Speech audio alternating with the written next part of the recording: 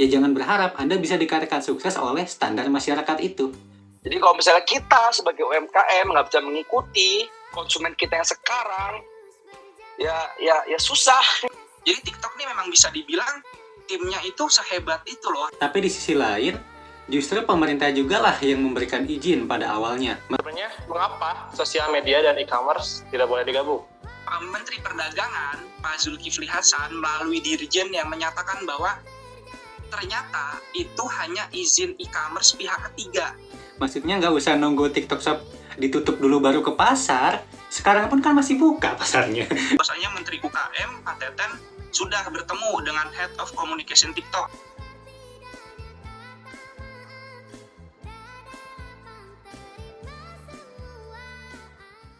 Perkenalkan, nama saya Ilham Rizky Putra. Saya selaku moderator pada acara BBM Podcast kali ini. Dipersembahkan oleh Mindset RH. Di sponsor-sponsor kita, yang pertama ada Lienza, ada RHS, ada Insider View, ada freevillage.com, asisten kontenku, dan juga ada RH Booster. Oke, di sini kita langsung saja mulai ke pembahasan. Di sini ada salah satu berita media dari Republika yang mengatakan bahwa dianggap merugikan pedagang di pasar Tanah Abang minta TikTok Shop dihapus. Dan juga pedagang ini mengeluhkan harga barang TikTok Shop yang murahnya yang tak masuk di akal. Apa sih tujuan pemerintah menghapus TikTok Shop? Tentunya saya akan mulai dulu dari Kak Aji. Bagaimana pendapat Kak Aji atau pandangan Kak Aji? Sebenarnya apa sih tujuan dari pemerintah itu menghapus TikTok Shop? Ya, sebelumnya terima kasih buat Kak Ilham Rizky ya atas pembukaannya, sambutannya, buat Kak Riza Interland juga, di mana di sini kita membahas tentang TikTok Shop yang lagi viral beberapa minggu terakhir. Bahkan sebenarnya kasus ini itu sudah dari awal tahun 2023 teman-teman, di mana kita melihat diawali di negara Eropa, tepatnya itu di Amerika. Di Amerika pada bulan Desember, pihak pemerintah resmi menutup TikTok ya, bukan TikTok Shop-nya nih, tapi TikTok. Jadi benar-benar TikTok ditutup. Kenapa? Karena memang pemerintah Amerika sudah melihat nih, ada permainan propaganda dari aplikasi TikTok itu sendiri yang katanya disebut TikTok itu merupakan mata-mata pasar bebas yang akan menghancurkan pasar global di dunia saat ini. Karena memang kita sudah melihat kan arah dan alurnya tuh kemana. Kemudian disusul juga nih di negara-negara barat lainnya seperti di Prancis, di Inggris. Mereka mulai nih, di Prancis itu kalau nggak salah Januari, kemudian lanjut ke Inggris Februari. Setiap bulannya selalu ada negara-negara yang tutup. Dan tepat sampai saat ini, sebulan terakhir, tepatnya di bulan Juli, akhirnya pemerintah mulai melihat keadaan bahwa TikTok Shop memang sudah mulai sekejam itu ranah dan targetnya untuk menguasai pasar bebas, terutama di Asia tersendiri. Karena Indonesia tahu kan, kita sebagai pengguna internet terbanyak di dunia, disusul ada India, Brazil, dan beberapa negara lainnya. Nah, kemudian apa sih tujuan utama pemerintah menghapus atau menutup TikTok Shop? Pemerintah mulai melihat dan melirik nih bahwasanya UMKM kita, terutama usaha mikro yang memang para pedagang seperti sembako, toko HP, fashion, bahkan sampai ke ranah kuliner, itu mulai sudah tergusur oleh yang namanya media digital. Apalagi di TikTok Shop itu sendiri, yang berawal dari mungkin beberapa toko sebelah seperti toko oranye, toko hijau, dan akhirnya muncullah TikTok Shop. Namun TikTok Shop ini permainannya makin melejit ketika adanya live kan. Ketika live itu mulai melejit beberapa tahun silam, banyak para afiliator yang bekerja sama dengan brand-brand ternama kemudian mendapatkan dorongan subsidi. Nah, dari dorongan subsidi ini yang ternyata pemerintah itu bisa dibilang sedikit blunder karena tidak gerakan subsidi ini tidak termasuk pada PPh pasal 20 kalau nggak salah. Nah, PPh pasal 20 ini di mana ketika suatu brand itu memasang iklan, 20%-nya langsung masuk ke pajak. Sementara untuk di TikTok Shop ini nggak ada pajak. Jadi kenapa harganya bisa murah? Karena nggak ada PPh 20-nya seperti itu. Jadi pemerintah mulai nih melirik. Wah, ternyata bener ya, arahnya udah mulai ke sini nih. Ternyata bener ya, sudah mulai memakan dan memotong pajak juga nih, bahwasanya kita mulai rugi di pajak, para usaha mikro juga mulai rugi seperti itu, untuk tujuan pemerintah menghapus TikTok Shop itu sendiri. Selanjutnya kita sudah kedatangan Kak Kelvin ya. Halo Kak Kelvin. Halo semuanya. Sorry sebelumnya nih tadi ada miskom. sorry. Iya Kak, tidak apa-apa Kak. Oke Kak, langsung saja Gimana kita ke pembahasan ya. Oke. Saya ingin Bahasannya. tanyakan sebenarnya menurut pandangan Kak Kelvin, apa sih sebenarnya tujuan dari pemerintah menghapus TikTok Shop? Tujuan pemerintah untuk menghapus? Sebenarnya kalau ini baik lagi ya, menurut saya pribadi ya, dari mata awam nih ya, ini saya lihat ya secara luas saja ya. Sebenarnya kan yang menjadi concern dari pemerintah itu kan adalah UMKM kita ya, betul gak sih?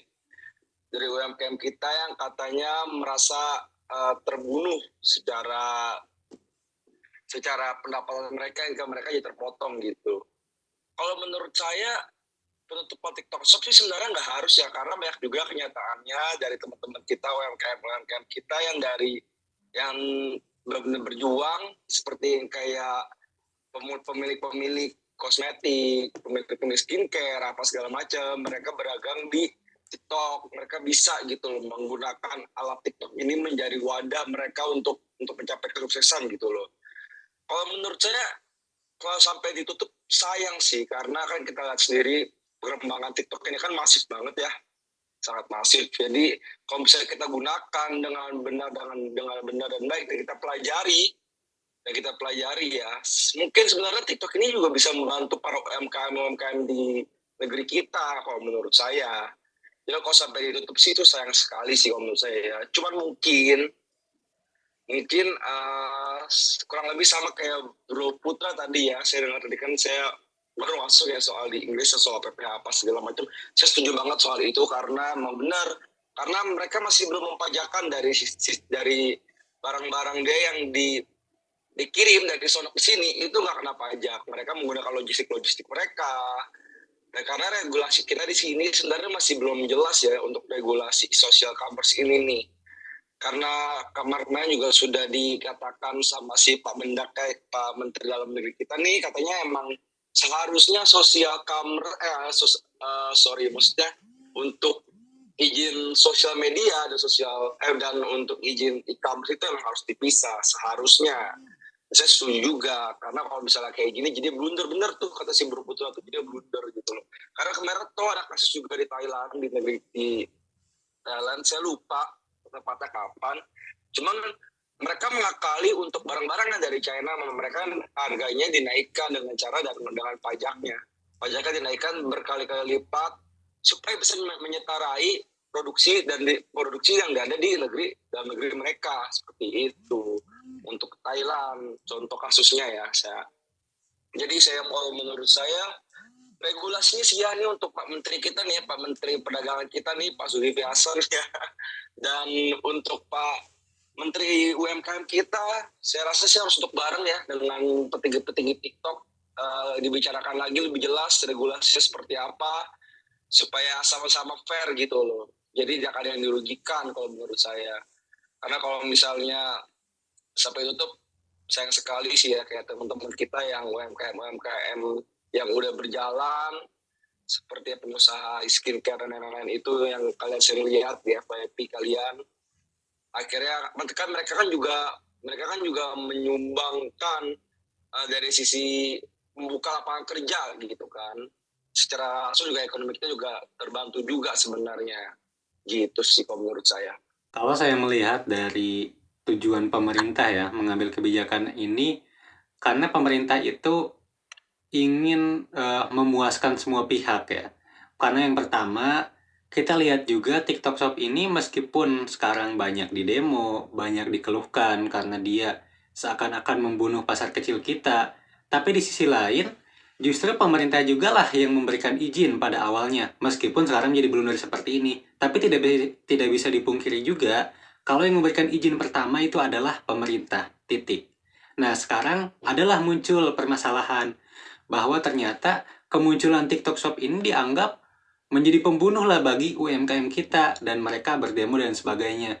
Nah, pemerintah juga berpikir selain TikTok ini, UMKM juga adalah rakyat saya, adalah orang yang harus saya urus juga. Sehingga berusaha mencari solusi. Solusinya apa? Nah, sekarang solusinya ada isu bahwa TikTok Shop ini akan dihapus dan sebagainya. Sehingga untuk memuaskan para UMKM. Tapi betul tadi juga ya, bahwa di TikTok Shop itu juga ada kok UMKM yang hidup di situ. Termasuk saya juga adalah seorang afiliator kecil-kecilan ya, yang mempromosikan barang orang lain. Dan juga saya ambil barangnya dari UMKM juga, saya mempromosikannya. Tentu kalau kita lihat juga, TikTok Shop ini punya juga peluang untuk memajukan UMKM kita. Hanya saja ada beberapa orang, kelompok, atau bahkan kalangan yang tidak bisa, tidak punya akses, atau bahkan tidak sanggup untuk masuk ke dalamnya.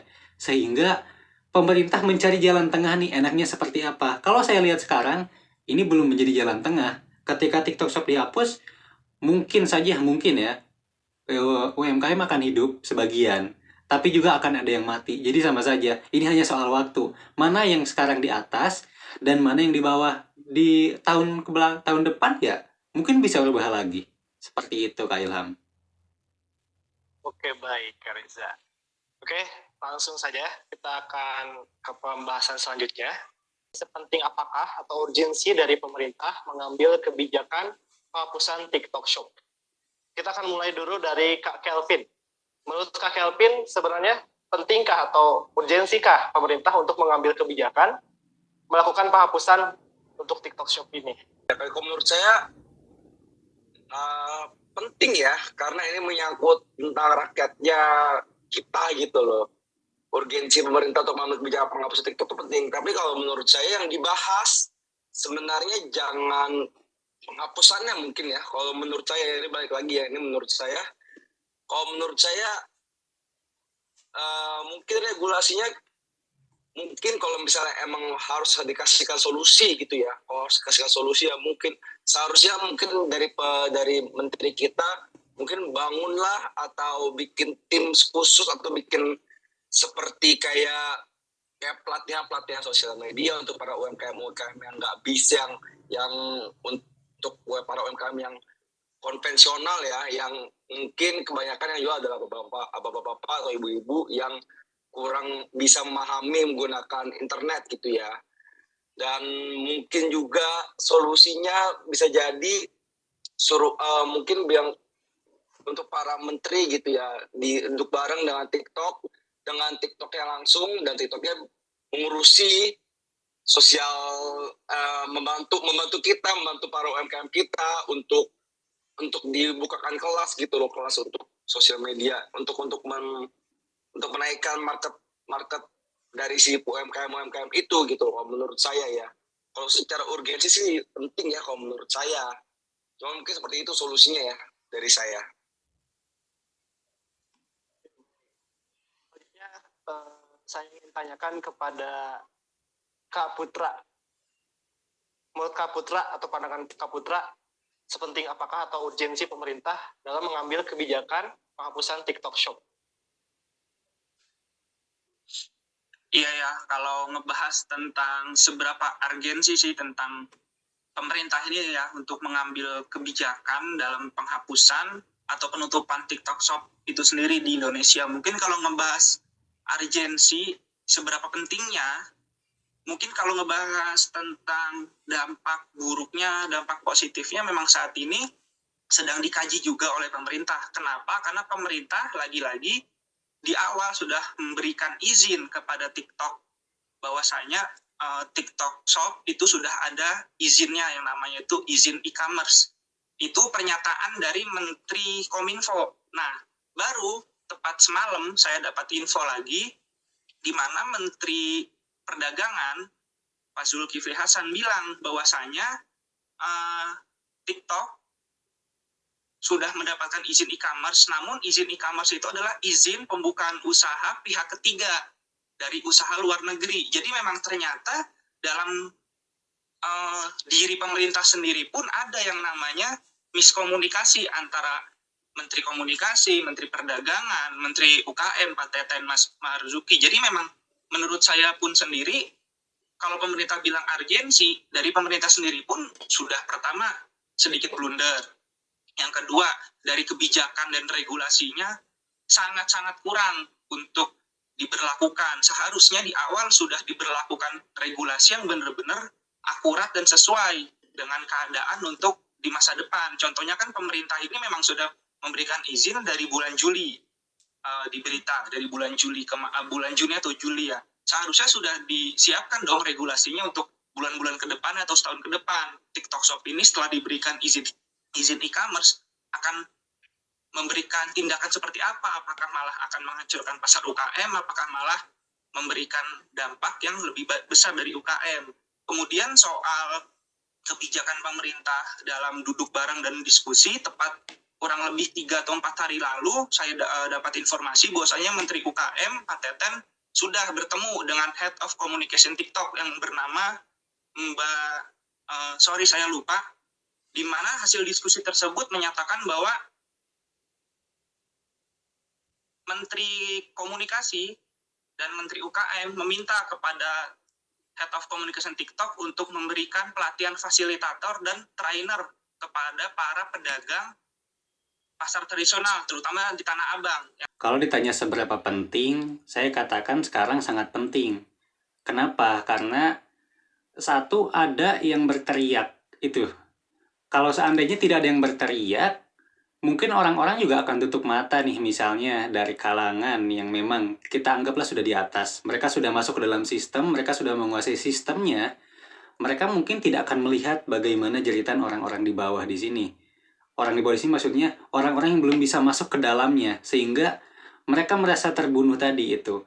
Tapi karena sekarang memang sudah ada dampaknya, sudah ada yang berteriak juga, karena mungkin dampak sudah lama kita, bukan kita, sebagian orang alami, namun belum ada yang berani untuk menyuarakannya, atau belum ada yang memiliki akses.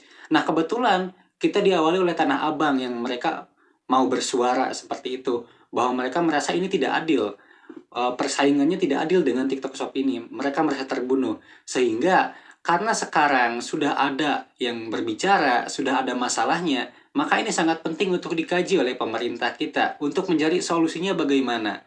Karena kalau dari awal pun memang kalau kita melihat dari segi masalah, dari awal juga sudah ada masalahnya kan. Hal ini sudah terjadi, namun yang bicara baru sekarang, baru ada yang mau berbicara. Sehingga kalau seperti ini, maka ini sangat penting lagi untuk dikaji oleh pemerintah. Seperti itu, Kak Ilham. Oke, baik Kak Riza. Oke, kita langsung saja untuk lanjut ke pembahasan selanjutnya. Ini juga merupakan salah satu validasi mungkin. Apakah benar TikTok Shop ini akan dihapus? Nah, ini mungkin pertanyaan terkhusus untuk Kak Putra.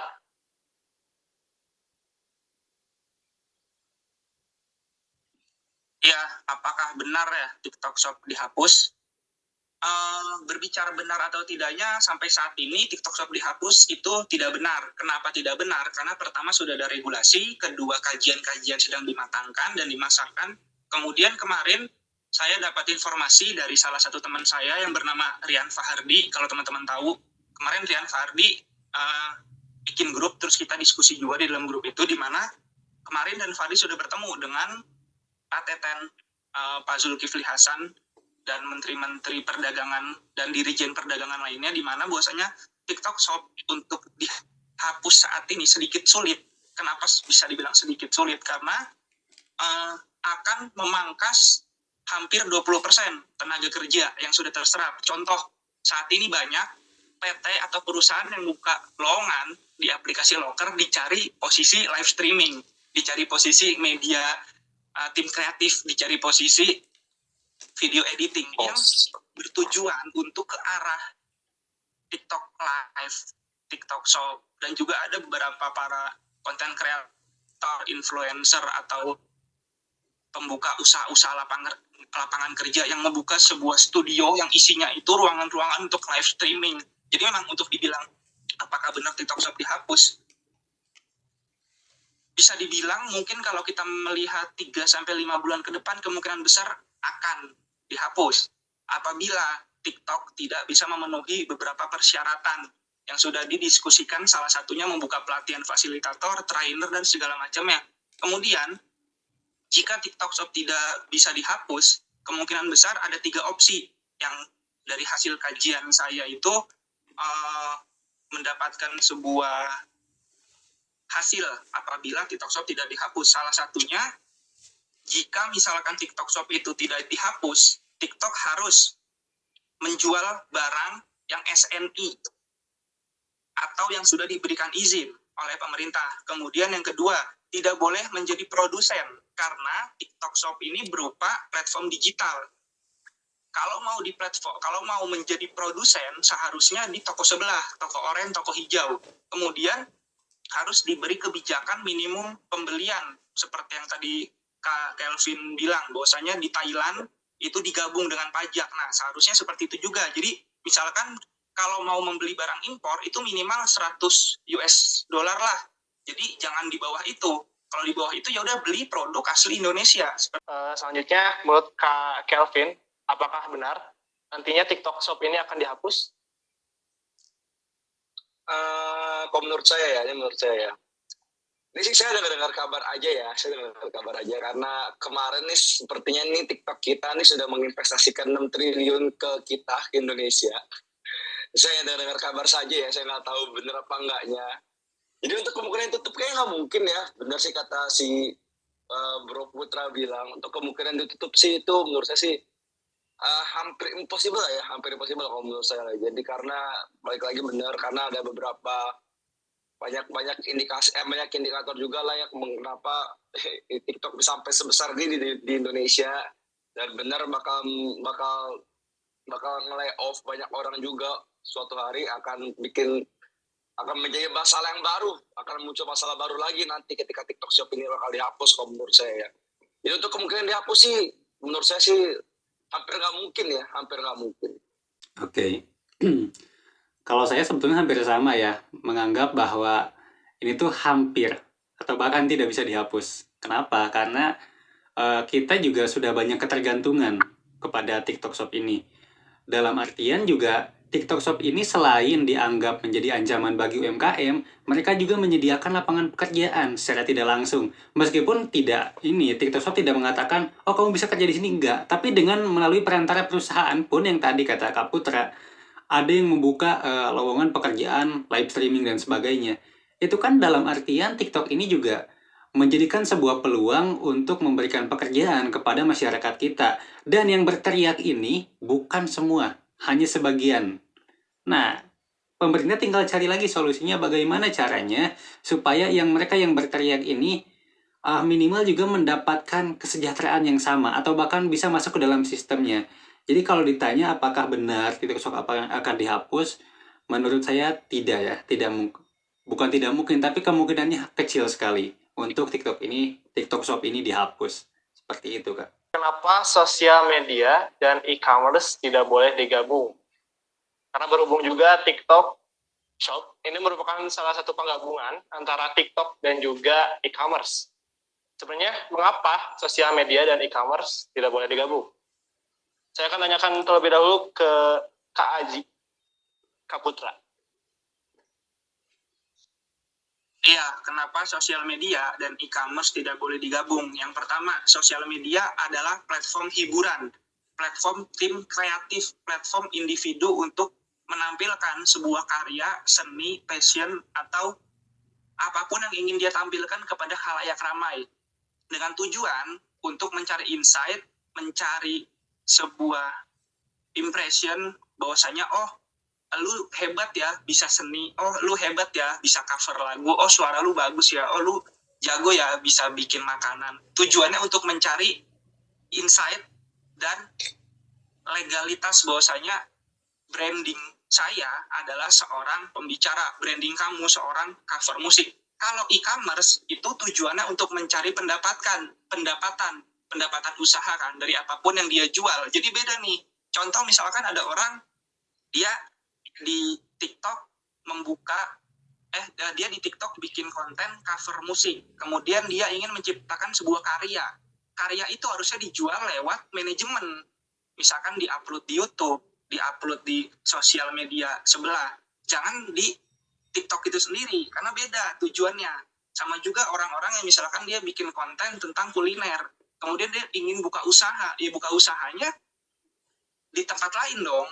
Bukan di media hiburan itu. Karena udah beda nih algoritmanya. Nah, salah satu permainan, bisa dibilang ini mungkin konsep yang matang ya dipikirin oleh TikTok itu sendiri, bahwasanya sekarang era bonus demografi, para Gen Z usia-usia 20 tahun ke atas sekarang lagi marak-maraknya aktif di media sosial, belanja online, sampai kasus pinjol pun di Indonesia itu udah hampir seluruh daerah ada kasus pinjol yang bertujuan untuk belanja online. Jadi TikTok ini memang bisa dibilang timnya itu sehebat itu loh. Dia bisa melihat ke masa depan, bahwasanya 2023 gue bakal bisa nguasain pasar sosial media. Dan ternyata itu fakta.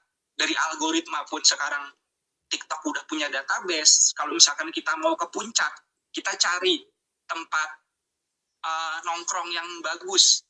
Di Google bisa, di TikTok lebih keren karena ada muncul video rekomendasi. Itulah salah satu kenapa sosial media dan e-commerce seharusnya tidak boleh digabung, karena udah beda nih ranahnya.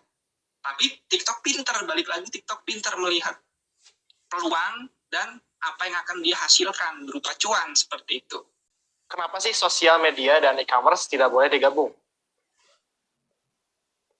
Wah, saya setuju nggak setuju ya soal itu ya. Karena menurut saya base-nya kan seperti yang kita kenal TikTok itu kan emang sosial media ya. Cuman kalau mungkin yang saya lihat itu adalah TikTok ingin mengembangkan bisnis mereka aja gitu. Saya sih nggak ada, kalau menurut saya sih nggak masalah sih mau sosial media dan e-commerce atau kita sebutnya sebagai social commerce, karena toh juga nyatanya Shopee Live pun juga ada. Mungkin itu yang ditiru oleh si TikTok ya, karena saya nggak tahu siapa yang mulai duluan. Cuman kalau menurut saya nggak ada jadi masalah sih.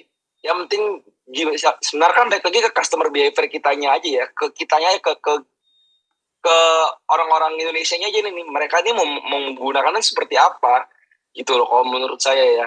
Jadi kalau misalnya mau sosial media digabung dengan e-commerce atau mau e-commerce ini bikin contoh one day ini dari toko hijau itu mengeluarkan sosial media pun, menurut saya itu kayak sah-sah aja sih, nggak menjadi masalah sih kalau menurut saya. Menurut saya gitu ya, Bro Ilham, Bro Rizky. Oke, siap Kak Calvin.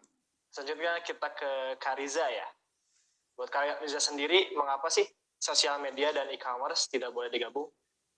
Oke, kalau kita lihat dari kebijakannya, tentunya ini tidak boleh ya, karena akan mengakibatkan persaingan yang tidak sehat dikatakan seperti itu. Tapi di sisi lain juga, saya sebagai pengguna nih, saya memposisikan diri sebagai penggunanya. Maka ini akan lebih mudah ketika kita saat mencari sebuah hiburan gitu ya, terus lalu ada muncul iklan yang dimana iklannya itu sebuah produk dan produknya bisa didapatkan secara instan.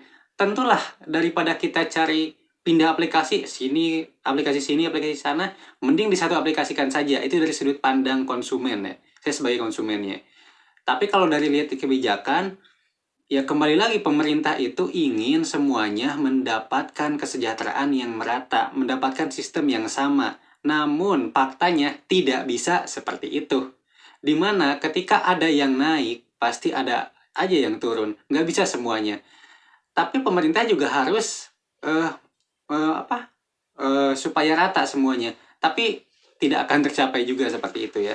Karena kembali lagi ini hanya masalah waktu saja. Siapa yang di atas dan siapa yang di bawah. Sehingga kalau pertanyaannya kenapa sosial media dan e-commerce itu tidak boleh digabung, ini kembali lagi kepada siapa yang mengambil kebijakan. Nah, pemerintah kita ini bukanlah tipe pemerintah yang hanya mengatur satu bagian orang saja, satu bagian kelompok. Karena pemerintah kita ini ingin semuanya mendapatkan bagian. Sehingga ya mereka akan mengambil kebijakan bahwa sosial media dan e-commerce ini tidak boleh digabung. Karena kembali lagi akan terjadi suatu saat di mana ada satu orang, satu kelompok, satu perusahaan yang akan menguasai dunia. Bahkan sekarang pun kan ada isunya ya, di mana dunia kita ini diatur oleh satu orang kan, ada satu orang yang memegang kekuasaan atau bahkan kekayaan yang dimana itu sangat besar sekali. Dan Indonesia pun suatu saat akan seperti itu jika sosial media dan e-commerce digabungkan. Itulah yang dilihat oleh pemerintah kita. Seperti itu, Kak Ilham. Oke, menarik sekali ya pembahasan kita kali ini. Jika sosial media dan e-commerce tidak boleh digabungkan, kenapa TikTok Shop bisa lolos di Indonesia? Mungkin pertanyaan pertama kita akan ajukan dulu ke Kak Putra. Ya, kenapa ya gitu? Kalau TikTok Shop dan TikTok itu sendiri nggak boleh digabungin seperti yang viral saat ini. Tapi kenapa kok bisa lolos gitu sampai kurang lebih sudah berjalan hampir setahun terakhir ya kita tuh ngelihat viralnya live TikTok Shop yang jualan. Kenapa bisa lolos? Karena dari teknik permainan mereka sendiri yang bisa dibilang bergerak di balik awan. Jadi mereka itu bergeraknya pelan-pelan. Contoh dari saya sendiri, saya sekarang tergabung di salah satu talent TikTok kreator official di divisi TikToktainment. Di mana pertama kali saya diundang untuk menjadi konten kreator resmi TikTok itu pada bulan September 2022. Pertama kali saya gabung ya udah kayak biasa kan, kita dapat info nanti ada undangan ya datang ke acara HUT. Salah satu stasiun televisi ada acara undangan buat nonton nobar film bareng segala macam. Tapi makin kesini ternyata permintaan dari TikTok pusat yang ada di Cina yang bernama ByteDance, mereka mulai menggiring kita para talent untuk membantu memasarkan produk-produk yang mereka perdagangkan. Jadi kita itu sebagai talent plus sebagai affiliate-nya. Dengan iming-iming kita akan mendapatkan sebuah cuan yang lebih besar dari apa yang kita kerjakan sebagai talent official. Itu salah satu permainan bisa dibilang permainan licik mungkin ya. Secara pelan-pelan TikTok itu berjalan di balik awan. Makin kesini tepat pada bulan Januari 2023 makin viral maraknya TikTok Shop, salah satu konten kreator digital yang berjualan barang elektronik. Mungkin teman-teman tahu yang pakai topi itu kokoh-kokoh, dia dapat subsidi besar-besaran, salah satunya menjual iPhone, itu dapat juga dari ByteDance. Jadi banyak sekarang maraknya permainan-permainan TikTok yang berjalan pelan-pelan, dan ada sih beberapa yang udah saya teliti dan saya kaji juga untuk tahun depan, 2024, di mana TikTok kemungkinan besar akan menggiring kita para konsumen, terutama Gen Z, yang bisa dibilang kalau kita mau beli barang itu ditampung dulu di keranjang kan, tanpa mikir ulang, kalau ada duit check out.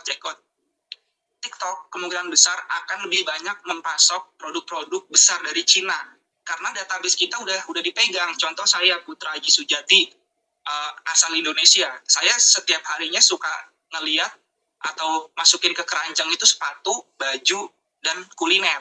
Ternyata sepatu baju yang ingin saya beli, contoh Nike dan Adidas, itu nggak ada di Indonesia. TikTok langsung mempasok dan memproduksinya.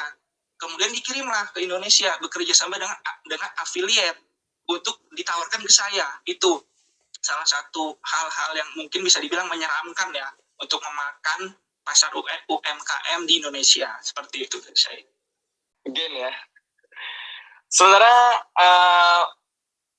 kalau misalnya, karena menurut saya emang udah ada izinnya ya, mungkin TikTok ini ya, walaupun mungkin baru diurus di bulan Juni, benar kata si Bro Putra tadi, katanya emang karena walaupun dia baru urus dan izinnya udah baru keluar di bulan Juni, dan sedangkan mereka melakukan penjualan ini dari yang kita tahu seperti dari tahun lalu emang udah ada nih TikTok Shop ini kalau saya nggak salah ya. Ya karena balik lagi kita ngomongin tentang investasi lagi ya. Seperti yang saya bahas tadi. Jadi gimana ya kalau bisa lolos, mungkin kalau menurut saya ya karena dari petinggi-petinggi kita di Indonesia juga melihat ada investasi lain di balik ini kalau menurut saya ya. Kenapa makanya mungkin benar kata si Bro Putra, pelan-pelan berjalannya. Karena mereka mungkin kalau yang saya lihat adalah pemerintah kita juga mungkin tahu nih kedepannya bakal seperti apa nih nanti ketika ada perusahaan asing dari luar yang sebegitu besarnya, yang sebegitu powerful lah bisa masuk ke sini gitu. Pasti akan berdampak bagus juga untuk ekonomi kita, kalau yang saya lihat sih seperti itu ya. Jadi iya, ya mungkin jawaban saya seperti itu sih. Oke, terima kasih Kak Kelvin. Selanjutnya kita ke Kak Riza. Ya, kalau menurut saya sebetulnya tidak harus dipertanyakan juga ya kalau soal ini. Kenapa? Karena ya wajar-wajar aja. Dari awal kan tadi seperti Kak Kelvin bilang ya, pemerintah mana sih yang nggak mau ketika ada investor masuk ke dalam? Ya, kita juga sebagai, anggaplah kita berada di pihak pemerintahnya, pasti juga kita akan menerima. Meskipun tadi, seperti Kak Putra tadi, kan berjalannya santai, pelan-pelan, tapi ujung-ujungnya seperti ini. Jadi ya pemerintah juga tidak bisa menebak dari awal bahwa akan muncul konflik seperti ini. Mereka tuh ya berpikir positif saja, ada investor yang masuk, akan menciptakan sebuah lapangan pekerjaan, akan menciptakan sebuah sistem yang mungkin harapannya akan meningkatkan juga ekonomi kita. Dan masalah ini juga nanti juga akan berlalu ya, terutama kalau mungkin pemerintah bisa mengambil kebijakan yang tepat dan cepat juga, sehingga bisa hilang lah dalam sekejap masalah ini. Jadi ya, kalau TikTok Shop ini bisa masuk ke Indonesia ya wajar-wajar aja. Kenapa? Karena kan mereka juga tidak mengatakan bahwa secara gamblang akan menghancurkan UMKM kita, kan pasti akan ditolak langsung. Tapi kan tidak ada. Tapi mereka akan menciptakan sebuah sistemnya. Seperti itu sih Kak. Jadi ya wajar-wajar aja kalau TikTok Shop ini bisa masuk ke Indonesia. Sebenarnya apakah TikTok Shop ini menjadi penyebab pasar tradisional sepi? Kita mulai dulu dari pendapat Kak Putra. Kak Putra bagaimana? Apakah TikTok Shop penyebab pasar tradisional sepi? Jelas menurut saya tidak ya. Kenapa tidak? Karena kita bisa melihat sendiri di Indonesia, ini sebelumnya mohon maaf kalau ada yang tersinggung, SDM kita itu bisa dibilang masih sangat rendah dari segi pemahaman digital, atau bisa dibilang awam dan masih belum melek digital. Ini salah satu kajian saya juga sebagai mahasiswa pasca ilmu komunikasi, di mana beberapa 1 bulan terakhir saya sekarang sedang meneliti ini dan mungkin bertujuan juga ingin menjadikan tesis. Jadi dalam segi SDM kita sendiri, pemahaman dan melek digital itu masih sangat rendah. Bisa dibilang mungkin masih sekitar kurang lebih 30% pedagang tradisional itu belum memahami dunia e-commerce. Nah, salah satu hal yang menjadi titik berat para pedagang di pasar Tanah Abang yang mungkin lagi viral sekarang, kemarin salah satu pedagang ada yang bilang bahwasanya kita sudah mencoba Kopa berjualan ke TikTok live, ke toko oren, ke toko hijau, dan selalu terjun di live-nya, tapi nggak ada yang nonton, tapi nggak ada yang beli.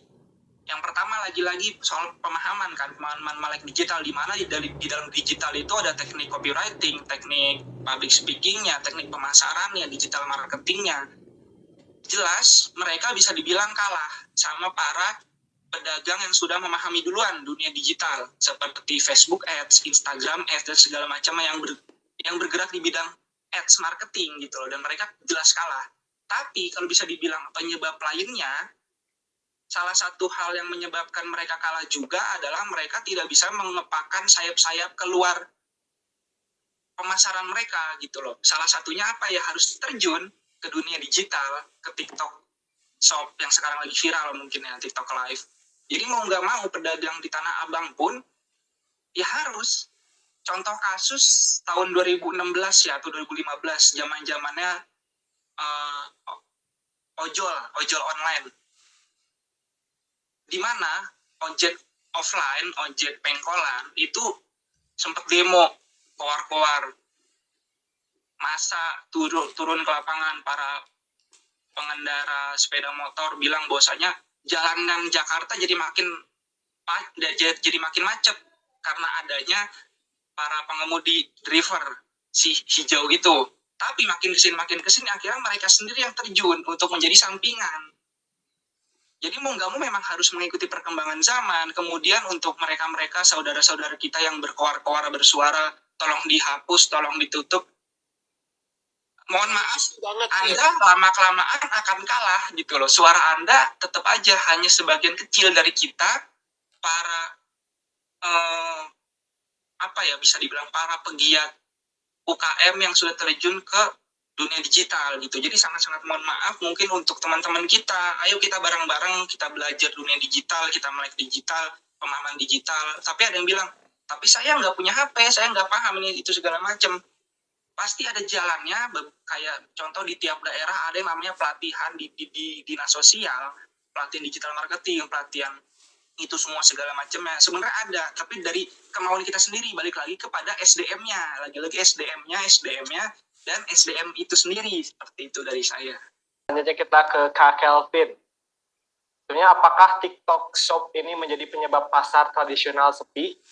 Mungkin sebagai pelaku dari usaha dan berhubungan dengan pasar, ini sangat relate mungkin dengan Kak Kelvin. Kak Kelvin seperti apa? Oke, pertanyaannya adalah apakah TikTok Shop penyebab pasar tradisional sepi? Dan saya balik lagi nih ya, pertanyaan selanjutnya. Apakah kalau TikTok Shop kita ditutup, pasar tradisional bakal rame? Itu lagi kita balik lagi ya, pertanyaan seperti itu ya. Kalau misalnya kita lihat apakah TikTok Shop penyebab pasar tradisional sepi, kalau menurut saya sebelum ada TikTok Shop, kita kenal namanya toko hijau, toko orange. Benar gak sih? Itu udah ada duluan gitu loh. Sebelum TikTok Shop ini rame gitu loh. Jadi kalau menurut saya gak ada urusannya ya, gak ada hubungannya ya TikTok Shop ini ya. Jadi penyebab tradisional sepi. Karena benar kata Bro Putra bilang, literasi digital kita ya, SDM kita, literasi digital kita masih kurang banget, pertama. Dan kedua, kalau menurut saya karena mostly dari UMKM kita adalah yang pedagang konvensional itu adalah kebanyakan para senior ya, yang bapak-bapak apa ibu-ibu gitu yang kurang mengerti atau kurang paham gitu dengan dunia digital sekarang gimana. Saya setuju banget tadi yang si Bro Putra bilang soal soal mau nggak mau sih, bener soal mau nggak mau sih. Apakah mereka mau keep up with zaman sekarang gitu loh. Karena penting sekali kayak kalau misalnya kita mempunyai bisnis itu mengikuti perkembangan customer behavior di zaman sekarang gitu loh. Karena customer behavior kita kan sekarang udah berbelok banget ya, dari orang yang zaman dulu sebelum ada online ini, orang yang dulu contohnya bener tadi soal ojek online, orang yang sebelumnya kalau mau makan kita masih pergi dulu ke tempat restoran tersebut untuk makan, pesan makanan lewat langsung di tempat. Sekarang dengan mudahnya kita tinggal pencet di HP, semua segala macam itu langsung sampai, kita tinggal tunggu langsung sampai depan rumah kita bisa makan di rumah gitu. Dan maksud saya ya sama seperti itu, jadi kita juga harus keep up lah with zaman gitu. Karena nggak mungkin kan kita mau terbelakang mulu gitu loh. Kita nggak mau disebut menjadi negara, sorry saya katakan ini, kita nggak mau disebut sebagai negara bodoh, kita harus bertindak menjadi negara pintar. Menurut saya seperti itu ya. Soal itu juga kalau di bisnis juga ada yang bilang namanya kita harus pivot. Jadi pivot itu adalah ketika kita melakukan pekerjaan yang sama tapi dengan cara yang berbeda. Menurut saya seperti itu. Jadi walaupun mereka berdagang di UMKM, contoh berjualan baju apa segala macam, menurut saya gimana kitanya aja yang harus melakukan hal-hal yang berbeda gitu. Mungkin dari live, mungkin secara live TikTok mereka mungkin ya dapat, toh juga masih banyak lagi e-commerce yang lain seperti ada toko orange atau toko hijau gitu. Jadi jangan bergantung dengan TikTok Shop, walaupun emang benar sekarang lagi hype-nya banget nih si TikTok Shop nih. Cuma itu berapa lama sih menurut saya gitu loh. Karena ini banyak juga yang lagi, karena emang lagi bilang lagi Tanah Abang ini yang menggemparkan gitu isu ini gitu loh. Tapi menurut saya lama juga ini akan lewat sendirinya sih. Jadi gak perlu khawatir gitu loh. Jadi kita kalau emang di TikTok Shop itu nggak bisa berjalan, ya mungkin kita masih ada e-commerce lain gitu loh. Mungkin bisa dialihkan ke sono atau seperti apa gitu. Menurut saya sih seperti itu ya. Jadi bukan soal ada TikTok Shop-nya kenapa tradisional sepi. Jadi dari secara customer behavior, secara literasi digital benar, itu kita kurang, secara SDM juga kurang gitu menurut saya. Tentu tidak jawabannya. Ya, karena kan orang itu terlalu objektif kepada TikTok Shop-nya ya. Sedangkan TikTok Shop ini hanya menjadi salah satu bagian dari transmisi dari sebuah perubahannya itu tadi. Dimana bukan hanya soal TikTok Shop saja kok, masih banyak platform lain yang kalau kita bahas juga peranannya sama. Namun, karena sekarang TikTok Shop lagi naik nih, jadi orang gampang aja bilang, oh karena TikTok Shop. Coba kalau Shopee yang lagi rame, pasti bilangnya karena Shopee. Ini hanya masalah waktu aja. Dan juga penyebab utamanya itu bukan TikTok Shop-nya, tapi memang ini adalah jalan perubahannya itu, dimana kita dipaksa, tapi dipaksanya ke arah yang lebih baik loh. Kita untuk meningkatkan kualitas penjualan kita, bahkan kualitas produk kita, dimana untuk berjualan tuh nggak cuman gitu-gitu aja loh. Kita berada di zaman dimana ketika orang yang menjalankan sebuah usaha itu tidak harus melulu si profilnya ada di situ secara kasat mata. Dimana orang-orang biasa pun sekarang yang kelihatannya dia low profile, padahal di belakangnya dia menjalankan bisnis yang begitu besar. Dia menjalankan perputaran ekonomi bahkan ya. Tapi orang-orang tidak melihat itu. Jadi, kalau ditanya TikTok Shop apakah penyebab pasar tradisional sepi? Jawabannya enggak juga ya. Ini cuma menjadi salah satu saja. Orang menyorot ini karena lagi ramai aja. Nanti juga betul tadi kata Kak Kelvin akan lewat dengan sendirinya. Ya tinggal kita aja mau terus membahas ini atau kita mau mencari solusinya. Jangan hanya digoreng aja nih isunya. Ini akan menyebabkan ini, akan menyebabkan itu. Tapi solusinya kok nggak ada. Ya jadi inilah mungkin peranan pemerintahnya di sini. Kita mengumpulkan orang-orang mana yang memiliki pemikiran, mana yang punya solusi. Kita gabungkan untuk menciptakan sebuah siklus atau sistem bagaimana yang bagus nih ke depannya agar semuanya bisa mendapatkan kesejahteraan itu tadi. Seperti itu, Kak. Oke, baik Kak Riza. Jadi fokus di utama di sini bukanlah TikTok Shop sih yang menjadikan pasar tradisional ini sepi, tapi lebih ke strategi perkembangan zaman di mana orang-orang atau pelaku-pelaku pasar tradisional ini harus bisa mengikuti perkembangan zaman tersebut. Karena pada dasarnya juga selain dari TikTok Shop terdapat juga banyak e-commerce yang memiliki peranan yang sama, tetapi TikTok Shop ini sedang ramai-ramainya, hangat-hangatnya, dan diangkatlah isu TikTok Shop ini untuk menggantikan alasan mengapa sih pasar tradisional sepi. Anda diuntungkan oleh sistem, dan sistem itu bisa bikin Anda meraup omset puluhan miliar, lalu kemudian Anda menganggap atau mencela pedagang-pedagang tradisional tidak tanggap atau tidak mau beradaptasi. Nggak seperti itu. Anda karena memulai karir pada sistem perdagangan online, maka Anda rasa mudah. Tapi mereka-mereka yang sudah memulai sistem perdagangan tradisional, bahkan pada saat Anda belum lulus kuliah dokter, Anda kira gampang. Anda kira gampang. Mereka yang udah terkunci pada satu sistem, pada satu ekosistem pasar, Anda kira gampang. Nggak semudah itu. Nggak semudah itu, apalagi untuk beradaptasi dengan sistem di mana mereka juga harus hidup untuk mencari makan. Makanya pemerintah memilih untuk melakukan itu. Saya paham alasan pemerintah dan tujuannya saya bisa mengerti untuk mensejahterakan rakyat kecil menengah.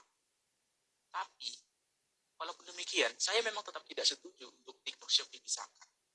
Karena apa? Karena di sini kita juga harus memikirkan orang-orang seperti Anda yang juga ingin cari makan.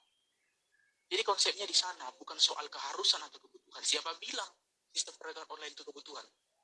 Anda dan kawan Anda itu bicara tentang ekosistem. Kalau misalnya ekosistem perdagangan domestik kita kunci dengan tradisional, siapa yang bilang itu kebutuhan?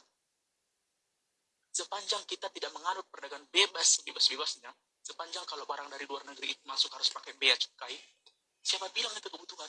Kita kan sedang berbicara tentang ekosistem pasar domestik. Kalau memang kita menghendaki sistem perdagangan tradisional, bisa itu terjadi. Tapi kenapa tidak dilakukan? Karena di sini juga kita harus bicara tentang kemudahan. Maka saya tetap tidak setuju TikTok Shop dipisahkan.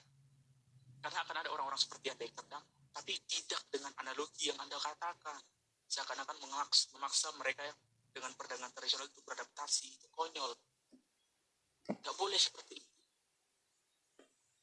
Kita boleh mementingkan kepentingan pribadi, tapi juga pikirkan kepentingan orang lain. Jangan mendoktrin pikiran masyarakat, apalagi followers Anda, dengan doktrin yang konyol, yang didasarkan pada egoisme pribadi saja. Nggak boleh seperti itu. Kira-kira begitu.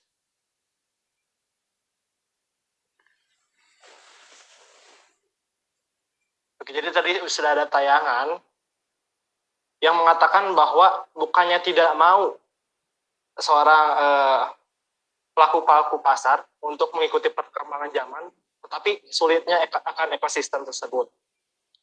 dan juga tidak setuju untuk memaksa orang-orang beradaptasi dengan perkembangan zaman.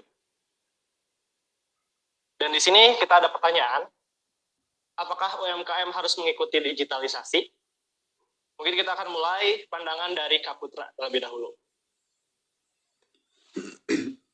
Ya, kenapa UMKM harus mengikuti digitalisasi? Yang pertama, salah satu teman saya, dia juga afiliator yang dimana memang udah lumayan lah pendapatannya di TikTok Shop. Pas dengar kabar TikTok Shop akan dihapus, yang pertama kali dia pikirin adalah dia nggak punya modal buat buka toko, buat buka restoran, buat buka apapun itu yang berupa bangunan. Karena di dalamnya ada pajak, ada semuanya. Salah satu keluh kesah para afiliator adalah itu. Yang kedua, afiliator-afiliator yang terjun atau pedagang-pedagang yang terjun ke TikTok Shop, dia juga sebenarnya sama. Nggak mengikuti perkembangan digitalisasi, tapi lebih ke mengikuti tren yang saat ini lagi naik.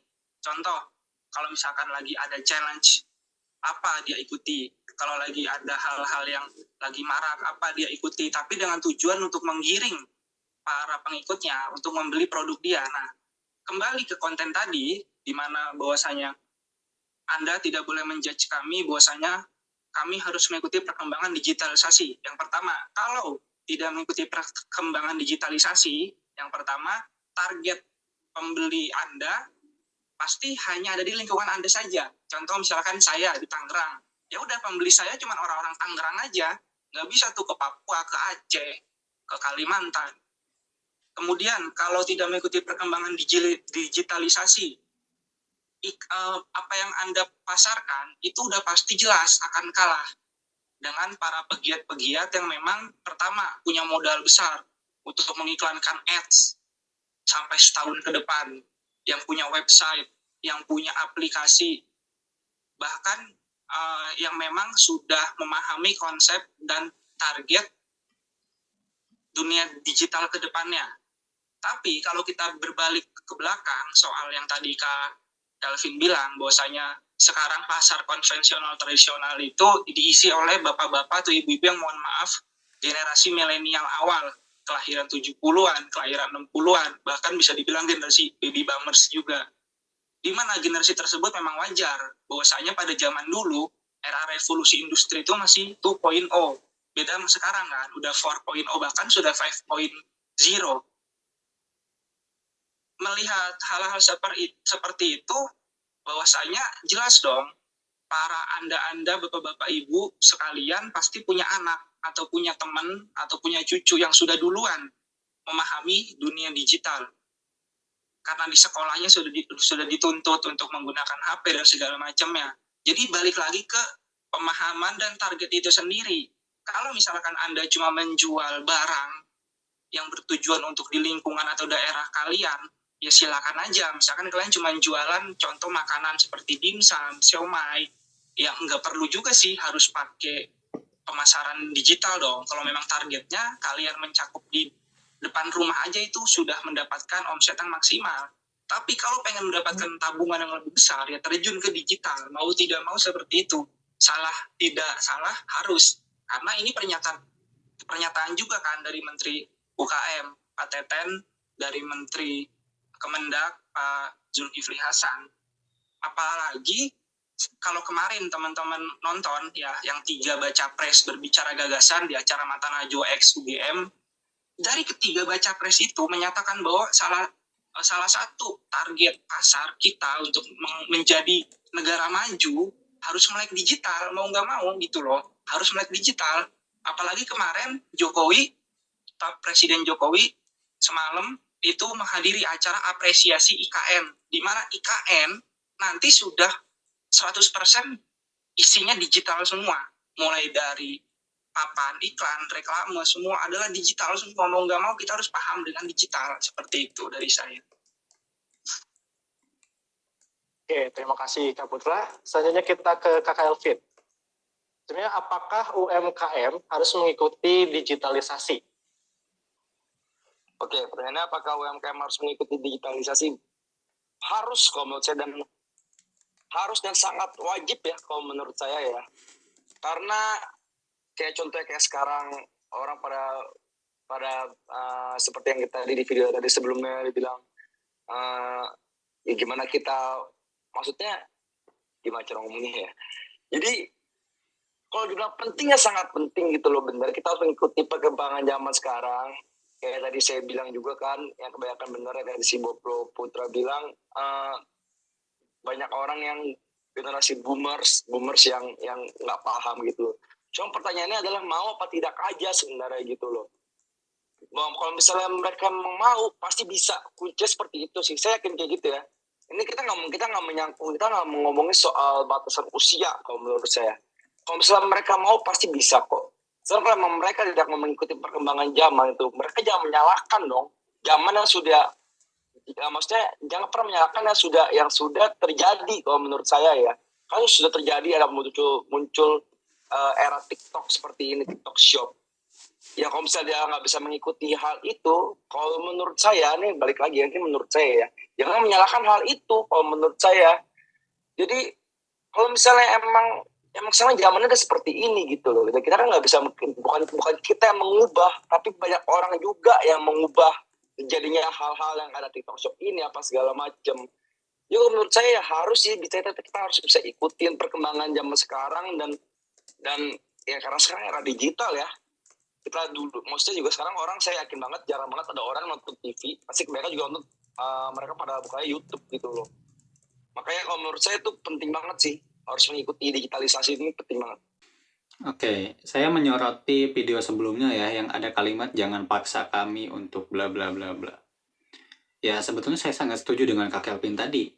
Kalau Anda tidak mau masuk ke dalam sistemnya, ya jangan protes nanti ya. Kalau memang pasar Anda hanya segitu. Misalnya, orang yang sudah berusaha, orang yang sudah investasi waktu, internet, dan sebagainya untuk mempelajari bagaimana caranya memasarkan produk di TikTok Shop contohnya. Dan mereka mendapatkan income 10 juta. Sedangkan mereka yang seorang pelaku konvensional mendapatkan hasil 1 juta. Tapi mereka ketika ditawarkan untuk ayo gabung ke dalam sistem kami, Anda bisa mendapatkan 10 juta dengan cara ini. Tapi kan mereka menolak untuk masuknya. Dengan berbagai alasan lah. Ya maka jangan berharap Anda bisa mendapatkan atau Anda akan berada di titik 10 juta itu. Karena cara yang Anda lakukan hanya bisa mendapatkan 1 juta. Contohnya kalau kita hitung secara nominal. Seperti itu. Jadi ya simpel aja, kalau tidak mau mengikuti, ya sudah berarti jangan mengharapkan sesuatu yang bisa didapatkan hanya dari sesuatu yang mendapatkan proses tadi. Jadi kalau ditanya apakah UMKM harus mengikuti digitalisasi, ya itu pilihan saja. Anda mau mendapatkan hasil seberapa besar yang Anda harapkan. Kalau Anda harapnya ingin bersaing dengan orang-orang yang dikatakan sukses menurut standar masyarakat sekarang, ya Anda ikuti sistemnya. Tapi kalau Anda tidak mau masuk ke dalam sistemnya, ya jangan berharap Anda bisa dikatakan sukses oleh standar masyarakat itu. Sebetulnya itu poinnya. Begitu, Kak. Oke, baik, menarik sekali. Jadi sebenarnya apakah UMKM harus mengikuti digitalisasi? Ini adalah pilihan mungkin ya. Lebih ke pilihan, apakah Anda mau berkembang atau tidak? Apakah Anda mau memiliki target pasar yang luas ataupun tidak? Nah, selanjutnya kita akan lanjut saja.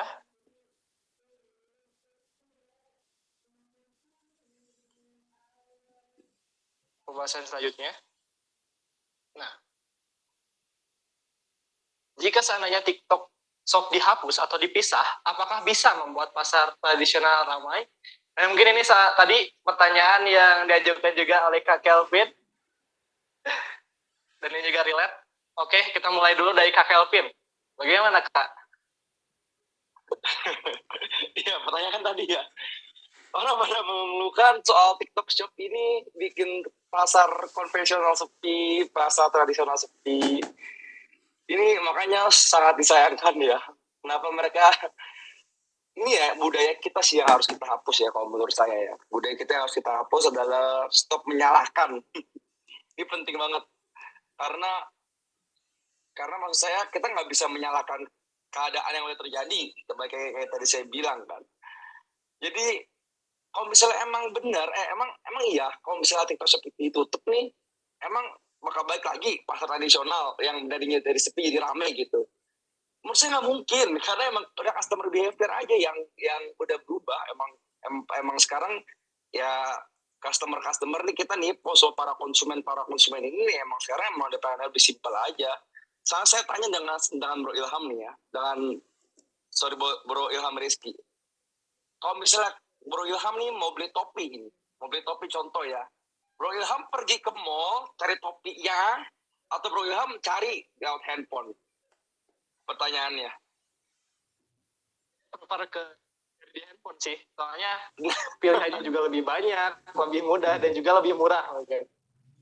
Nah, maksud saya tuh seperti itu gitu loh, karena emang customer behavior aja sih yang udah berubah sih. Emang konsumen Indonesia itu sekarang emang udah, apalagi yang Gen Z, banyak kan pasti kan yang belanja seperti itu kan pasti kan Gen Z kita nih ya, Gen Z, Gen milenial apa segala macem. Ya emang kita ya aja, konsumennya aja yang udah berubah gitu, kebiasaannya yang berubah gitu loh. Jadi kalau misalnya kita sebagai UMKM nggak bisa mengikuti kebiasaan konsumen kita yang sekarang, ya susah. Dari pemerintah pun kalau misalnya pemerintah bilang, udah deh, kita dari pemerintah kita modalin nih 100 juta untuk kamu marketingin segala macam. Cuma kalau bisa dari si UMKM-nya ini ngerasa nggak penting kok, nggak butuh, buat apa? Nah, ya susah juga kan sebenarnya kan. Jadi maksud saya ya bukan soal TikTok Shop atau e-commerce atau digital atau ya maksudnya atau platform e-commerce yang menjadi masalah untuk pasar tradisional ramai atau sepinya gitu ya. Mungkin yang menjadi masalah adalah SDM kita aja, literasi digital kita yang seperti apa, pemahaman kita tentang berjualan gimana, secara bisnis pun sebenarnya ada juga bisnis untuk gimana cara kita tuh bisa menarikkan audiens kita, target kita mau segede apa segala macam. Semua tuh emang harus kita ikuti gitu loh. Zaman sekarang emang sistemnya tuh begini gitu kalau menurut saya ya. Jadi ya jangan stop menyalahkan sih, maksudnya budaya menyalahkan itu yang sangat disayangkan di Indonesia ya. Masih sering banget nih orang-orang kalau ada sesuatu yang terjadi tuh, gara-gara ini sih. Coba kita lihat dulu gitu loh, konteksnya benar apa tidak gitu loh. Apakah emang benar? Kalau emang nggak kejadian itu, emang benar bakal terjadi seperti ini. Gitu, kita harus berpikir juga secara logika dan secara realistis kalau menurut saya. Gitu Bro Ilham. Oke, baik, Kak Kelvin. Oke, selanjutnya kita akan ke Kak Putra. Jika TikTok Shop dihapus atau dipisah, apakah bisa membuat pasar tradisional ramai? Iya, mungkin kalau dari pertanyaan ini kita juga nggak perlu jawab panjang ya, karena memang kita semua udah tahu, apalagi tadi dari Kak Kelvin juga. Tapi mungkin satu hal yang ingin saya sampaikan, jika TikTok Shop dihapus, apakah bisa membuat pasar tradisional ramai? Mungkin yang berbicara bilang bahwasanya, iya bisa kok, kalau TikTok Shop dihapus pasti kan bakal ramai. Mungkin teman-teman harus pahami dulu visi misi setiap dari revolusi industri. Pertama, revolusi industri 1.0 itu di mana dari produksi pangan yang di pertanian menjadi produksi industri, ya kan, yang dimulai di Inggris, kemudian berlanjut sampai 4.0, di mana sekarang revolusi industri 4.0 itu sudah masuk ke ranah digital. Ya inilah yang sekarang kita rasakan. Kemudian nanti ada lagi nih 5.0, yang dimana salah satunya di Jepang itu sudah dijalankan 5.0. 5.0 visi misinya adalah sebuah industri yang memproduksi sebuah barang, dia lebih berfokus kepada sebagaimana memasarkannya, sebagaimana mencari audiens dan targetnya, bukan lagi seberapa banyak nih bahan yang dia produksi. Karena ternyata benar orang-orang yang membuat dan mengkaji revolusi industri 5.0 ini bahwasanya daripada kita para pegiat UMKM membuat sebuah produksi contoh 100, tapi ternyata yang beli cuma 50 orang, 50-nya kemana? Akhirnya basi, contoh kalau makanan basi. Nah, visi misi 5.0 ini menurut saya lumayan bagus, dengan dia itu menargetkan dulu melalui teknik digital. Dia mencari audiens, contoh ada 100 orang yang masukin barang dia ke keranjang. Nah, otomatis pasti kemungkinan dia bakal beli. Barulah si UMKM ini memproduksi 100. Jadi ternyata untuk teman-teman yang bersuara tentang tolong tutup TikTok, tolong ini, mungkin lebih pahami dulu setiap visi misi dari revolusi industri. ada juga namanya revolusi era society. Era society itu di mana manusia harus hidup berdampingan dengan AI. Nah, hal-hal seperti itu mungkin yang harus kita lebih dalemin lagi. Teman-teman juga harus mungkin mempelajari lagi dunia digital, dunia AI, IT, dan segala macamnya. Seperti itu dari saya. Oke, terima kasih kepada Kak Putra. Selanjutnya kita ke Kak Riza ya. Jika seandainya TikTok Shop dihapus atau dipisah, apakah bisa membuat pasar tradisional ramai? Enggak juga ya. Lagian siapa juga sih yang mau balik lagi ketika dia udah enak-enak bisa belanja lewat handphone, terus harus balik lagi ke pasar. Terus tadi juga kata Kak Putra kan orang-orang yang teriak ini kok harus minimal ya tahu lah atau mempelajari bagaimana revolusi industri itu terjadi. Tapi menurut saya jangankan mempelajari itu ya, mempelajari TikToknya saja, TikTok Shop ini mereka sudah protes, apalagi mempelajari hal-hal seperti ini. Dengan hal-hal yang sepele saja kan mereka sudah merasa keberatan, bahkan malah nyuruh TikTok Shop-nya dihapus. Jadi memang SDM kitanya dulu yang perlu kita tingkatkan ya. Dengan cara tadi ya, simpelnya bikin pelatihan dulu deh. Dengan cara meluruskan niat mereka ini. Menjelaskan ternyata tujuan kita ini seperti ini loh, bukan berarti ingin membunuh usaha Anda gitu ya. Tapi justru ingin membantu untuk meningkatkan secara bersama-sama bagaimana caranya supaya kita bisa tetap hidup bisnisnya. Seperti itu.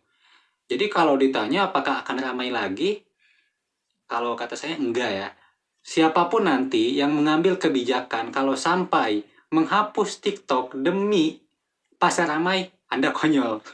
Begitu. Pokoknya nggak mungkin deh. Nanti ngambil kebijakan siapa aja lah itu. Kalau sampai mikirnya seperti itu, saya rasa perlu dipertanyakan itu yang mengambil kebijakan. Nggak mungkin lah pokoknya. Gitu, Kak. Oke, baik Kak Riza. Jadi lebih fokusnya ke pengembangan sumber daya manusianya, bukan penghapusan dari TikTok Shop-nya, begitu. Oke, selanjutnya kita akan melihat atau membaca kata-kata netizen ya. Di sini ada beberapa kata-kata netizen. Yang pertama, UMKM harusnya berusaha menyaingi, bukan menghalangi TikTok Shop untuk bersaing. Nah, ini mungkin saya ingin mendengar dari tanggapan kakak-kakak sekalian. Iya, itu Kita yang mulai dari Kak Riza dulu aja. Ya, itu yang kemarin yang kita dari Instagram ya, yang kita open kalau orang-orang itu mau bertanya kah, atau menyampaikan pernyataannya, dan ini adalah salah satunya. Kalau kita lihat dari tanggapan netizen yang satu ini, ya memang betul, karena kita lihat orang-orang yang menyerang sebuah perusahaan besar atau sistem besar ini justru menjadi analoginya seperti ini. Mereka tuh ingin naik, ingin menjadi seorang atau ingin menjadi gedung tertinggi, tapi dengan cara menjatuhkan atau merobohkan gedung yang sudah tinggi sekarang. Jadi bukannya bersaing, malah mereka menghancurkan lawannya. Ketika mereka sudah diberikan peluang untuk masuk, mereka tidak mau. Mereka mau aja di situ. Jadi mereka tidak membiarkan orang lebih tinggi, tapi juga mereka tidak mau menjadi tinggi. Kan jadinya stuck aja di situ. Orang lain nggak boleh naik, tapi dia juga nggak mau lebih lebih maju dari yang lainnya. Kayak gitu sih. Oke, menurut Kak Kelvin bagaimana Kak? Mengenai tanggapan kakak terhadap UMKM ini harusnya berusaha menyaingi, bukan menghalangi TikTok Shop untuk bersaing. Ya, saya setuju banget sama Bro Riza ya. Benar, harusnya ya bukan menghalangi mungkin ya. Bergandengan kali lebih tepatnya ya. Kita harusnya bergandengan gitu loh dengan TikTok Shop ini gitu loh, karena sebenarnya kalau kita lihat secara luas ya, TikTok Shop ini sebenarnya membantu UMKM banget loh. Asal ya, benar kata ya, regulasinya aja yang harus sebenarnya dari pemerintah ya. Contoh mungkin ya untuk distribusi atau produksi apa segala macam ya. Mungkin kalau dia mau buka e-commerce di kita boleh, tapi seenggaknya kita orang-orang UMKM dari negeri kita dulu yang dinaikin secara algoritma gitu ya. Karena sebenarnya kalau saya lihat tuh TikTok Shop ini, dan gak cuma TikTok Shop doang, Shopee apa segala macam itu bagus membantu para UMKM, dan banyak juga para UMKM sebenarnya terbantu secara ekonomi dari e-commerce ini gitu ya, dari TikTok Shop ini gitu loh. Ya menurut saya ya kita harus bergandengan sih dengan para e-commerce ini gitu loh. Ya kalau nggak benar kata tadi Bro Riza bilang, bakal nge-stuck gitu-gitu aja.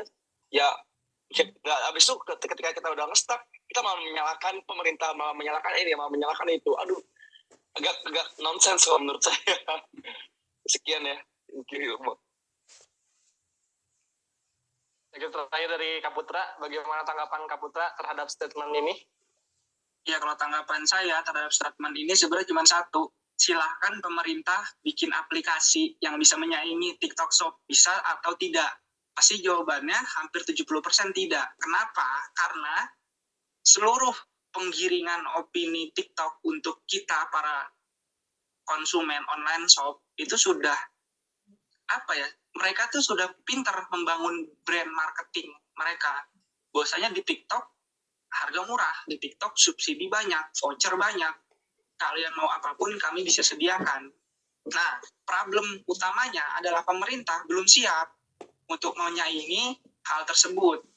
Jadi sebenarnya memang para penyuara-penyuara untuk meminta TikTok Shop dihapus ini, ya problem yang dialaminya sama oleh pemerintah. Pemerintah belum bisa membuat aplikasi yang bisa menyaingi. Dan si penyuara-penyuara tersebut yang meminta TikTok Shop ditutup juga belum bisa atau bahkan tidak mau untuk mengikuti perkembangan zaman. Jadi untuk apa pemerintah membuat aplikasi kalau SDM aja belum mau terjun ke dunia digital seperti yang tadi di konten sebelumnya seperti itu. Kalau seandainya pemerintah buat aplikasi, biayanya mau berapa tuh? Nanti pada demo lagi, gaji nggak turun. Buat Makanya hal aplikasi. seperti itu yang harus dipikirkan juga kan. Aduh. Oke. Iya. Nanti juga menambah masalah lagi kalau seandainya bikin aplikasi ya. Perlu pertimbangan kembali. Dananya dari mana, dana sekian untuk digunakan aplikasi. Iya, paling nanti kan bakal jadi investor nih. Ternyata ini investornya dari Cina lagi. Masih satu lubang. Iya, jadi muter Sam aja Jubong gitu. ya. Sam Jubong. Sama juga bohong. Muter aja udah gitu.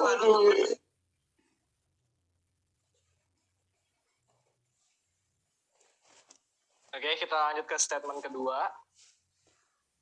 Nih, setuju banget biar orang-orang balik lagi ke pasar. Jadi di sini ada statement yang menyetujui bahwa TikTok Shop ini dihapus. Mungkin saya minta dulu pendapat dari Kak Kelvin.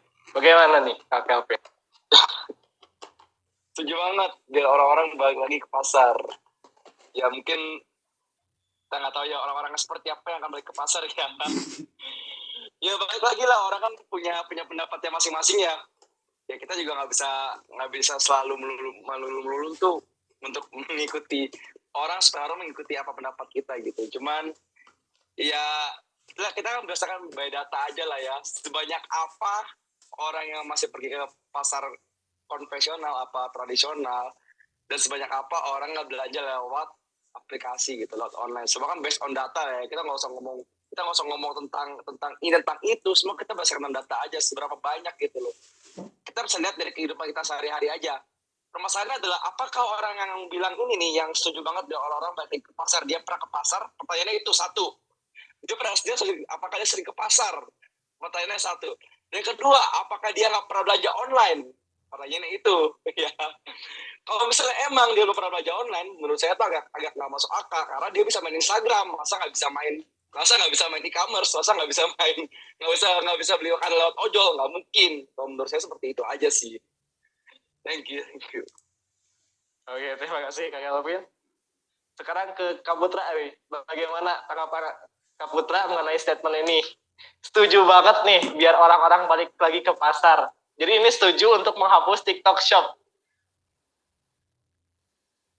Iya, soal penghapusan TikTok Shop, jujur di awal saya sempat pro ke mereka-mereka. Kenapa? Walaupun saya besar di TikTok ya, saya pertama kali mendapatkan cuan benar-benar itu dari TikTok sebagai content creator. Dan saya mulai melihat bahwasanya TikTok memang membangun sebuah propaganda pasar bebas, memakan pajak, memotong UMKM Indonesia, para mikro-mikro yang membuka usaha, ruko atau toko. Namun setelah saya teliti dan saya kaji lebih mendalam, ternyata balik lagi ke merekanya sendiri gitu loh. Mereka yang bisa dibilang menjadi provokator untuk menggiring opini bahwa ayo kita bareng-bareng tutup TikTok Shop, menyuarakannya. Tapi kan akhirnya apa? Pemerintah nggak langsung 100% membela mereka juga kan. Karena pemerintah melihat nih, kalau TikTok Shop itu dihapus, banyak yang terpotong juga. Jadi bisa dibilang di awal tadi yang Kak Riza bilang, Kak Kelvin bilang, ada dua posisi yang saling bersinggungan, ada yang pro, ada yang kontra, dan kalau dua-duanya dimatikan, ya Indonesia juga akan mendapatkan imbasnya. Dan satu hal yang mungkin ini dari opini saya pribadi ya, pertama, Indonesia itu hampir 70% dana investor dari Cina. TikTok, ByteDance, itu perusahaan Cina. Apabila TikTok dihapus, pasti banyak nih para pengusaha-pengusaha yang disebut 9 naga di Indonesia mungkin akan menyentil presiden lah bahwasanya janganlah kayak gitu, karena tahu sendiri investor besar itu dari Cina. Salah satu mungkin solusi terbaik agar orang-orang balik lagi ke pasar, ya tadi itu yang di awal yang pemerintah bekerja sama dengan TikTok untuk mengadakan pelatihan atau fasilitator live streaming di TikTok. Mungkin itu adalah target pertama untuk mengajak orang-orang balik lagi ke pasar. Bahwasanya jadi si penjual di Tanah Abang, dia tetap jualan di live streaming, tapi dengan catatan seperti ini. Bapak Ibu, kalau mau harga murah, silakan langsung datang ke toko ya. Langsung ke Tanah Abang, ke sini. Kita jual lebih murah nih daripada beli di live. Nah, itu salah satu solusi dari saya apabila buat ngajak orang balik ke pasar supaya Tanah Abang rame. Jadi jangan dikasih diskon di live-nya, tapi live itu tujuannya buat menyuarakan aja. Pak, Bu, kita di Tanah Abang nih lagi jualan baju. Yuk datang langsung ke sini ya. Saya ada harga promo. Nah, itu solusi terbaiknya dari saya seperti itu. Sampai ada solusinya nih. Menarik. Oke, selanjutnya ke Kak Riza. Buat Kak Riza nih, ada salah satu statement yang setuju bahwa TikTok Shop itu dihapus. Ya tujuannya biar orang-orang balik lagi ke pasar. Gimana nih menurut Kak Riza? Iya, ya udah sih. Kalau balik ke pasar ya balik lagi aja. Maksudnya nggak usah nunggu TikTok Shop ditutup dulu baru ke pasar. Sekarang pun kan masih buka pasarnya. Kenapa harus nunggu TikTok Shop dulu ditutup? Ketimbang saya berpikirnya orang ini bukan konsumen ya, tapi lebih ke penjual. Karena kalau konsumen kayak nggak masuk akal gitu ya. Apakah dengan TikTok Shop ditutup terus dia ke pasar dia mendapatkan apa gitu kan nggak ada. Kalau dia mau ke pasar ya sekarang pun bisa gitu ya, nggak usah nunggu-nunggu sampai TikTok Shop ditutup karena saya katakan bakal lama. Nggak mungkin dalam minggu depan TikTok Shop ditutup sampai Anda bisa ke pasar juga. Yang penting sekarang aja kalau Anda mau itu juga. Kayak gitu sih.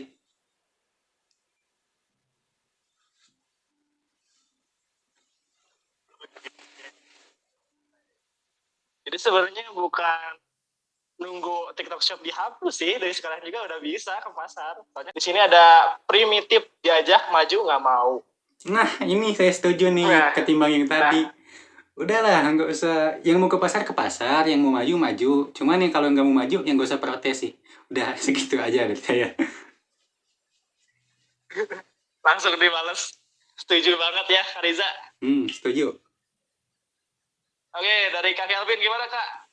Setuju banget nih sama statement ini. Banget dong, primitif banget. Bener, emang primitif. Maksudnya ya, kalau nggak mau maju ya nggak usah ngajak-ngajak orang lah ya. Ya udah kalau nggak mau maju, kalau emang dia mau merasa dia bisa bertahan dengan idealis dia, ya udah nggak usah ajak-ajak orang gitu loh. Buat apa kita ngajak-ngajak orang susah? Bener gak sih? Gitu aja dari saya sih. Oke, next dari Kak Putra nih. Setuju dengan statement ini? Setuju yang tadi saya bilang. Rata-rata orang yang menyuarakan itu hanya menjadi seorang provokator. Dan sebenarnya emang SDM di Indonesia, mohon maaf, hampir sebagian besar rata-rata ya cuma jadi provokator. Maksudnya apa? Kalau ada isu yang lagi rame, itu langsung digiring opininya, rame-rame menggiring opini untuk mendapatkan insight atau audiens yang setuju dengan dia. Jadi bisa dibilang bahwasanya ya janganlah minta sebuah kebijakan pemerintah untuk selalu setuju dengan Anda yang bilang bahwasanya tutup, tolong kasihani kami. Ya kan di TikTok Shop juga ada yang perlu kita kasihani, para afiliator dan segala macamnya seperti itu.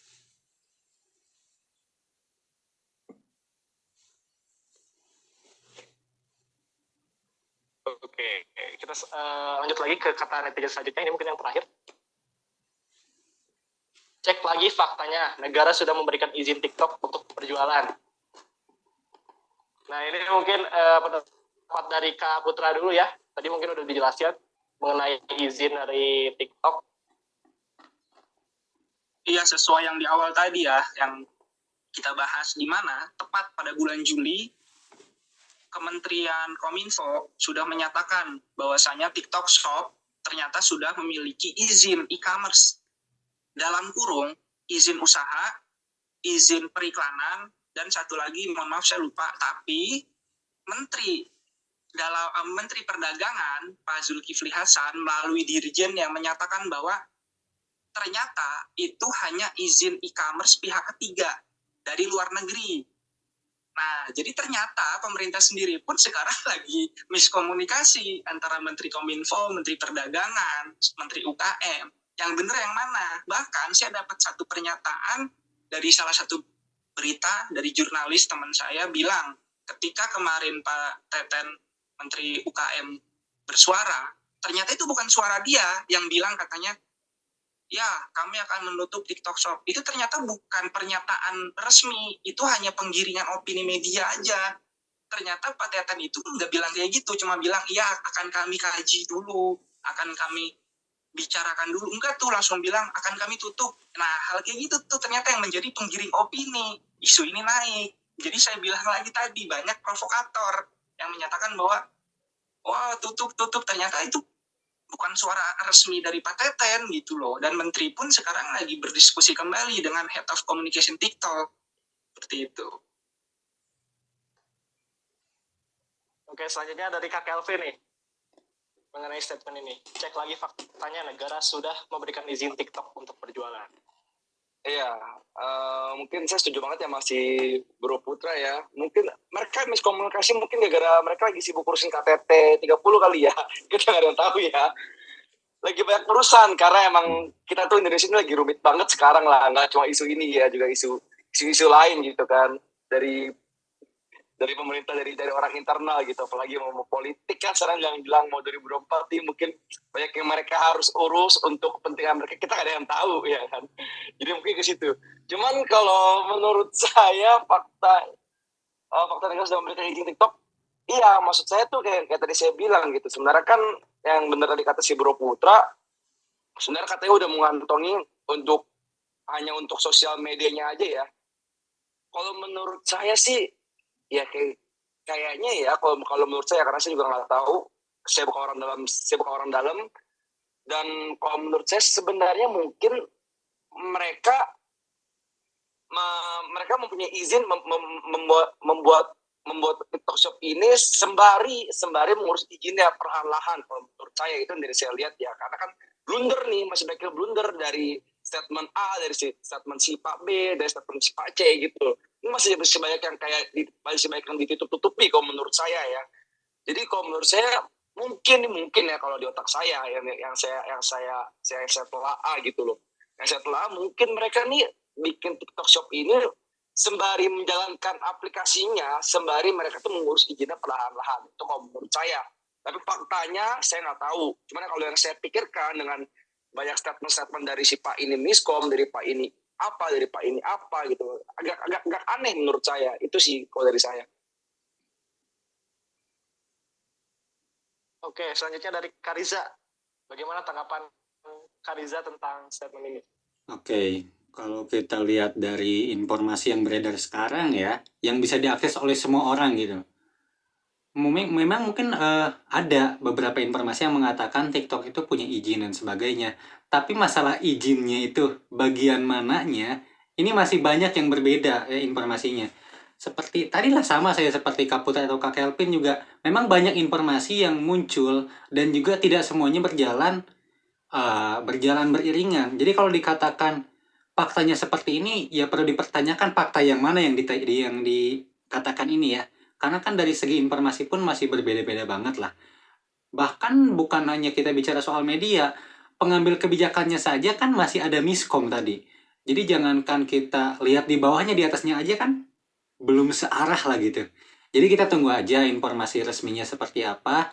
Dan sekarang pun para afiliat TikTok masih bisa berjualan, yang Tanah Abang juga yang konvensional masih bisa berjualan, tinggal bagaimana bersaingnya. Nah, untuk masalah solusinya, ini sedang kita usahakan ya, sedang pemerintah usahakan bagaimana bagusnya. Jadi kita tunggu sajalah bagaimana informasinya, dan jangan lupa setiap menerima informasi itu, kita cek lagi yang benar itu seperti apa. Jangan terus ketika informasi datang, kita langsung setuju, langsung bagaimana ya, tanpa kita mengeceknya dulu. Jadi kalau dari saya, mending kita banyak-banyak baca dulu ya, untuk meningkatkan literasi kita juga yang masih rendah ini. Nah sekarang kan yang pelaku usaha ini kan sedang berhubungan dengan kehidupan mereka lah. Masa sih nggak mau baca-baca yang berhubungan dengan kehidupan mereka? Kan ini menentukan nasib mereka ke depannya itu seperti apa. Jadi bisa cari informasi seperti apa sih sebenarnya yang terjadi. Kayak gitu kak.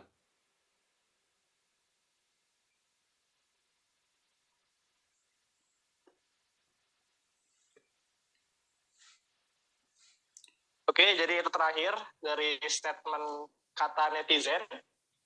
Tak terasa kita udah 1,5 jam lebih ya. Kita melakukan podcast, BBM Podcast pada kali ini. Kita sudah membahas mengenai TikTok Shop dihapus, yang dimana pembahasan kali ini bisa berdampak, mulai dari dampak positif, negatif,